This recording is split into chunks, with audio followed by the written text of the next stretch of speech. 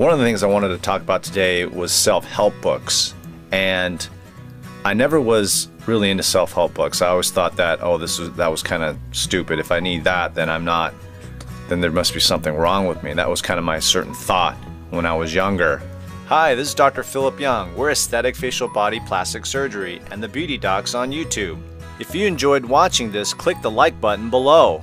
So this Snapchat story is about self-help books and what I've learned in the past few years. It all started when I went to a meeting in Chicago, and my good friend Richard Castellano, who's in Tampa, who also started the Image Lift, told me, "Hey Phil, you gotta go to this talk on mindfulness." And I thought, mindfulness? That sounds really kind of dumb. I mean, honestly, that's what I was thinking.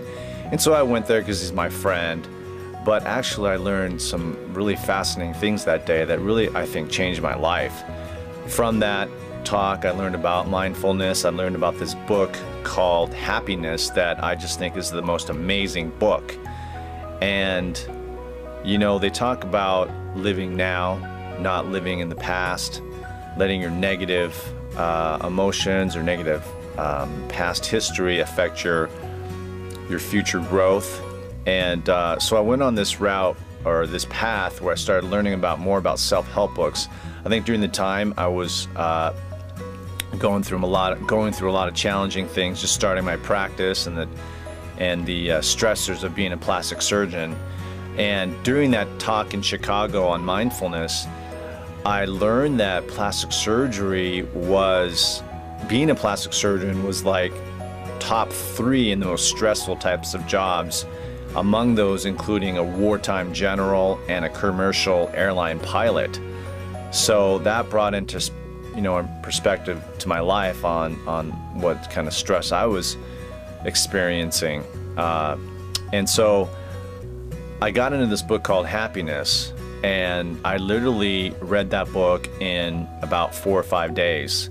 I was actually in Cabo San Lucas with my family, and I literally woke up every morning about 4 or 4:30 in the morning, and I just read this book in the lobby, and it's just a really beautiful book. I mean, some of the stories just brought tears to my eyes, and good tears, like really a different kind of feeling.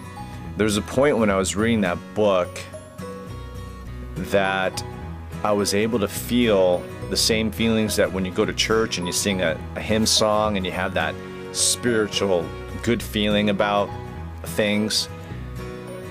I think there's a way that you can actually conjure that up on a whim, and I actually practiced it.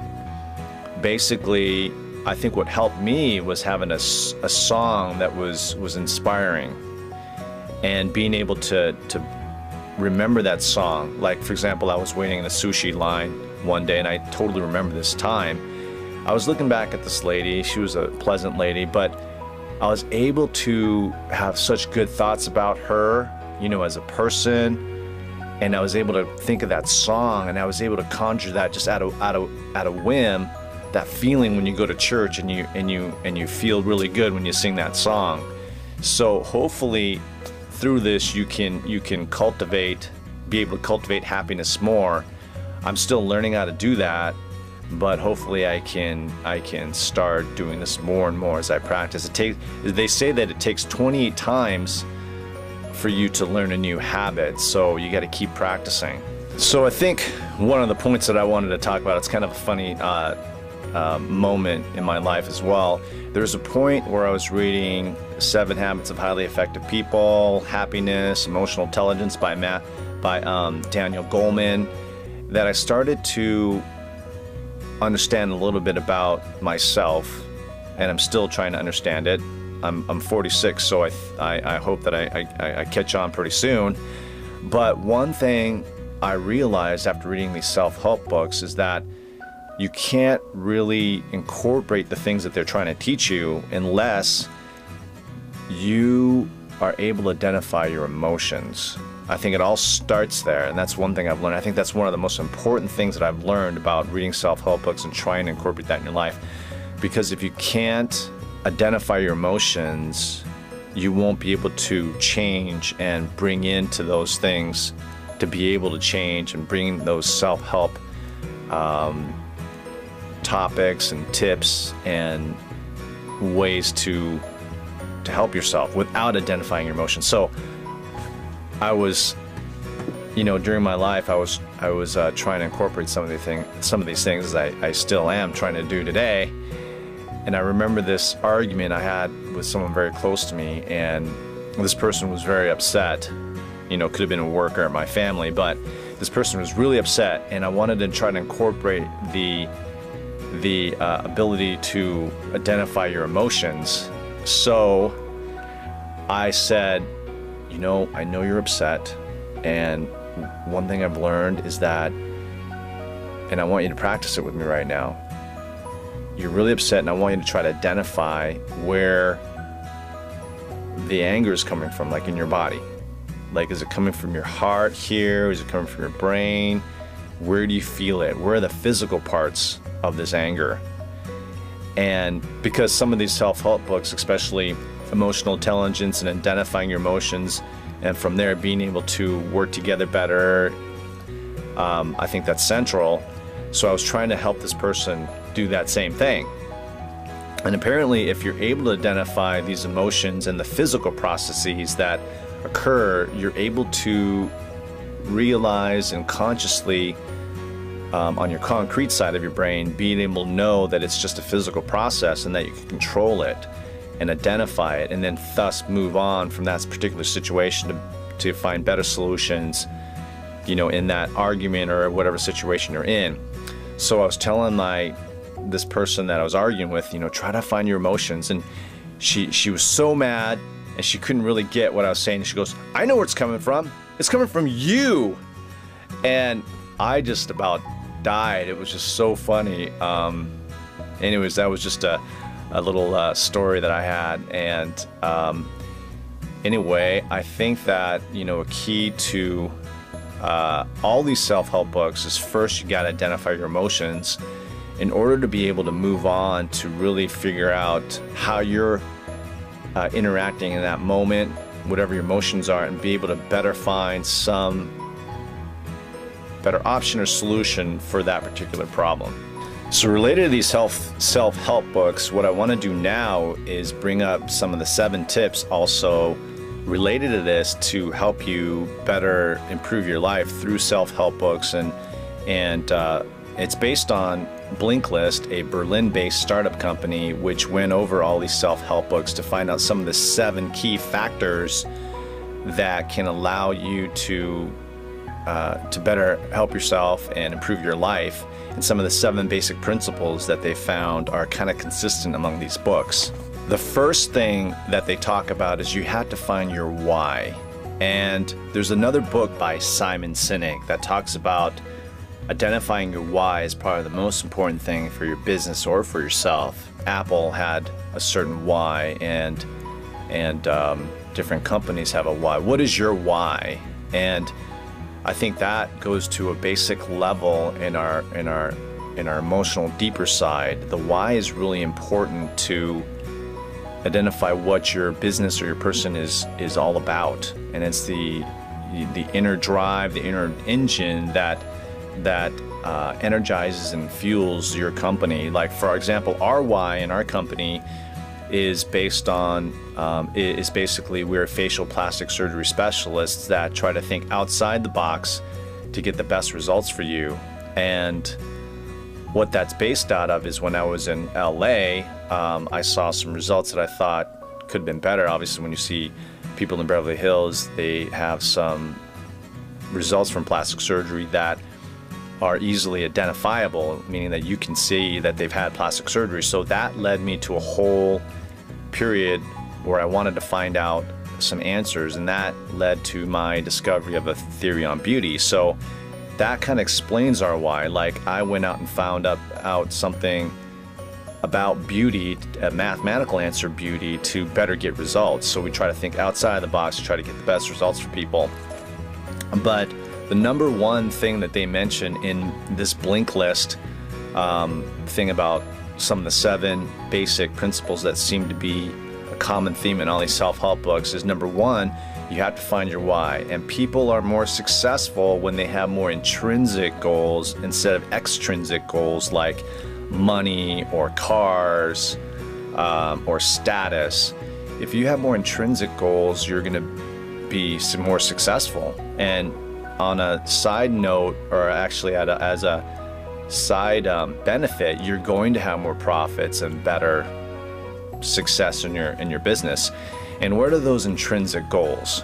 We already identified the extrinsic goals as being wealth or cars or bags or watches and better clothing, etc. But some of the intrinsic goals include being able to direct your life. Having more control of what you do and being your own boss is somewhat a ability to have your direct control. And for finding a job that you're able to be a little bit more of your own boss has been identified as part of this number one principle.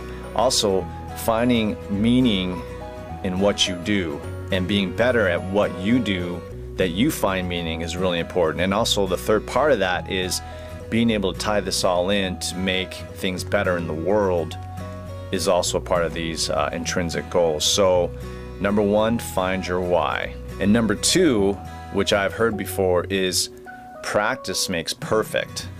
Now, there's a lot of studies out there that show that there's a magic 10,000 hours that will help you succeed in what you do. And for example, Mozart started practicing when he was 3 years old, and by the time he was an adult, he had like 50,000 hours. So the magic hours is 10,000. Malcolm Gladwell, in his book Outliers, looked into this, and he looked into the Beatles and other factors and found that 10,000 hours was the magic. So practice makes perfect. Also, related to the second theme through self-help books is that you also should find a mentor. You can't live on an island. I've been told that before, and that's something that I'm trying to work through and get better at as well. But I think that's something that I can do better, is find a better mentor that I can learn from. The third thing is you have to be able to accept failures. Innovation apparently is the fruit or the growth of the seed failures. And I was talking to my family the other day, and they talked about FAIL. What does FAIL stand for? It stands for first attempt in learning or first action in learning. So failures are really important to eventually succeed.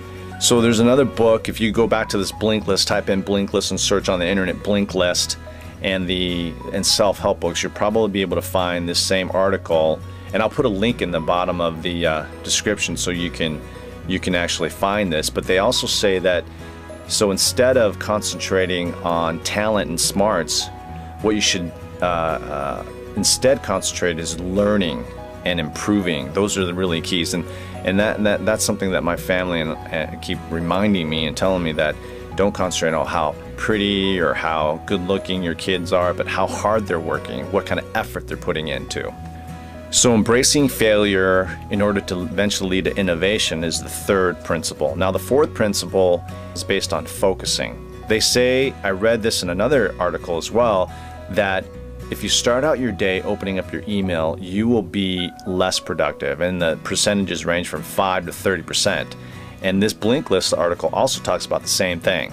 Make sure you don't start out your day with email, because what happens is people grab your attention and you start focusing on other things that might not be important to your main objectives. So sometimes they say that you should, the night before, figure out what are the most important things you want to do the next day, and always finish your most important tasks first. And that's something that I've consciously tried to remember as well, and I think that's going to help me improve too. And so I've touched in my Snapchat stories and my other videos that positivity is huge. I learned some of this during the time that I was reading my emotional intelligence books by Daniel Goleman, that it's like when you take a test and you have all these negative thoughts like, oh my God, I'm going to fail this test, the time's running out, I'm not going to have enough time to answer this, and you basically concentrate on the negative options. the result is you're going to have more negative outcomes. So one thing I've learned in the past few years, and this article also talks about this, is that number 5, you have to be positive. Positive thoughts leads to positive options that eventually lead to positive outcomes. So stay positive. That's a huge factor. David Schwartz in his book mentions that you got to give yourself, or think of a pep talk that you can do to yourself. Like every day, say this pep talk, and that it's going to give you encouragement and positive thoughts and lead to positive options and outcomes. And it kind of reminds me of that Saturday Night Live skit of Stuart Smalley when he gets in front of the mirror and says, "I'm good enough, I'm smart enough, and gosh darn it, people like me."